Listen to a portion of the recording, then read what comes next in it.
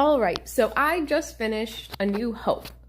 Like the Star Wars classic A New Hope. I put it off for a couple days because I plan on watching all three of the originals today, like straight through.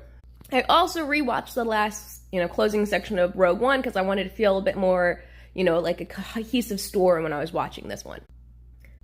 I'm going to rate it a 10 out of 10, actually. This is the first Star Wars. It is the start of it all, and I got to give it props for that alone.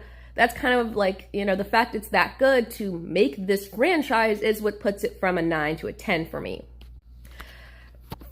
Some notes on the movie on its own before I talk a bit more about my thoughts on it in its timeline is, I really like that, the technology works in its setting. Like, I'm watching this back from, 2024, watching a movie from the 70s. I'm like, yeah, no, this is a solid movie. I'm not like, oh my god, everything looks so old-fashioned and so terrible. Like, it's good. The dialogue occasionally is clunky, but it still works. I think the one thing that it does, like the clunkiness in this one kind of adds, it's from the 70s. Now it's like vintage and charm, and it all has that charm from being the first. But also it kind of gives it this like otherworldly feeling sometimes. Like they talk kind of convoluted and you go, ah, yes, that's a fancy princess from space. These are fancy people from space. Fancy space.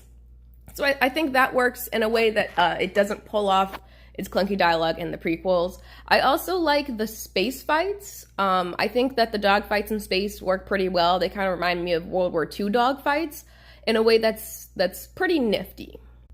And to talk about, the fights, this is one of the areas you have to compare it to the prequels, because the prequels beat the originals in their fights 10 out of 10. Like, every single time, it's better. The one thing I like is this gives like World War I, World War II dogfight vibes versus like the prequels, which really add this scale of this drama, like a lot more is happening and it's a lot cooler in all honesty.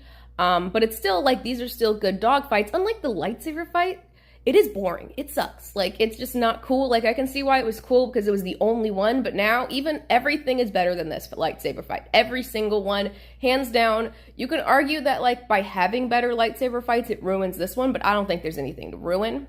I will say it's funny now, it's comedic, because you have, like, Rogue One, and you have all these things that really emphasize how scary Darth Vader is, and then you watch this, and it's, like, the most pathetic fight you've ever seen. Like, it's comedic. I don't know how they explain this away in its various, like, the greater universe and, the novelization or whatever, but it's comedic how bad that fight is. My favorite thing that this does differently than the prequels is that you spend more time with the other fighters, with Luke. Like, you talk to them a bit more, so you feel a bit more when they die. Something that Clone Wars as a show does really well that the movies don't do as well is like giving character to these background characters.